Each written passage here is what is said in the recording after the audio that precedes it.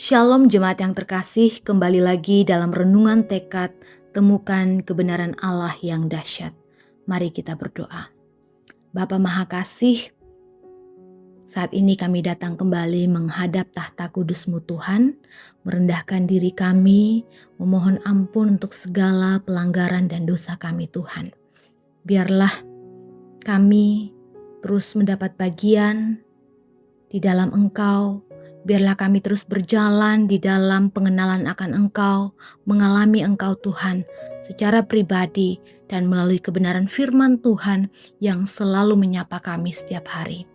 Berbicaralah melalui renungan tekad hari ini Tuhan, kami siap mendengar firman-Mu. Dalam nama Tuhan Yesus kami berdoa, amin. Bacaan hari ini terambil dari Roma 4 ayat yang ke-7.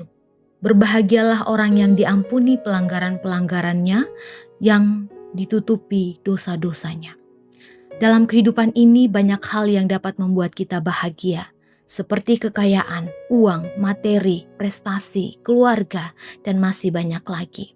Namun semua itu bersifat sementara dan berdasarkan kondisi. Tetapi Rasul Paulus memberikan pernyataan bahwa orang yang berbahagia adalah orang yang diampuni dosa dan pelanggarannya. Mengapa Paulus mengatakan berbahagia adalah orang yang diampuni pelanggaran dan dosanya? Karena dosa adalah suatu yang sangat serius yang menyebabkan manusia terputus hubungan dari Tuhan dan mengalami kematian kekal. Di sisi lain, manusia sendiri tidak bisa mengatasi dosa dan pengampunan, tidak bisa didapat dengan usaha manusia. Sedangkan pelanggaran dan dosa yang diampuni adalah semata-mata karena kasih Tuhan yang memberikan anugerahnya. Melalui penderitaan dan kematian di kayu salib, itu adalah karya Allah yang menanggung dosa sehingga kita percaya bahwa kita dibebaskan. Seperti tertulis dalam Yesaya 1 ayat 18, sekalipun dosamu merah seperti kirmizi, akan menjadi putih seperti salju.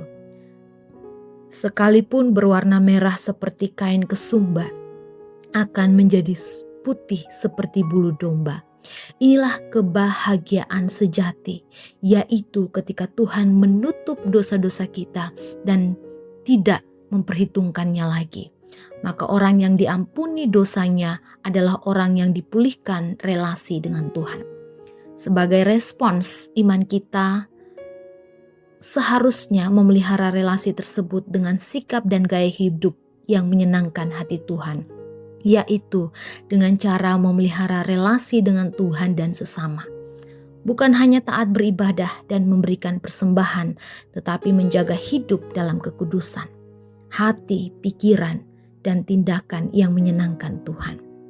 Dan dalam hidup bersama kita dipanggil meneladani Yesus dengan mengasihi dan mengampuni sesama kita. Itulah yang diajarkan Tuhan dalam doa Bapa kami. Ampunilah dosa kami seperti kami mengampuni orang yang bersalah kepada kami. Maka kita dipanggil untuk mengampuni orang lain sebagaimana ditegaskan dalam Matius 6 ayat 14-15.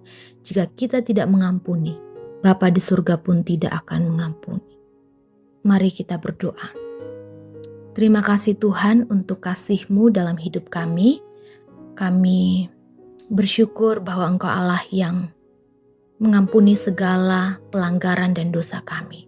Seberapa hebat pun dosa kami, kasih-Mu tetap yang terhebat.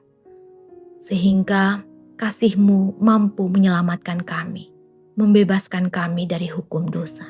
Terima kasih untuk anugerah yang luar biasa yang kami boleh nikmati.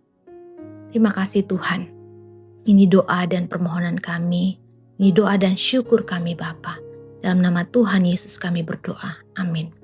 Selamat melakukan kebenaran Allah yang dahsyat. Tuhan Yesus memberkati.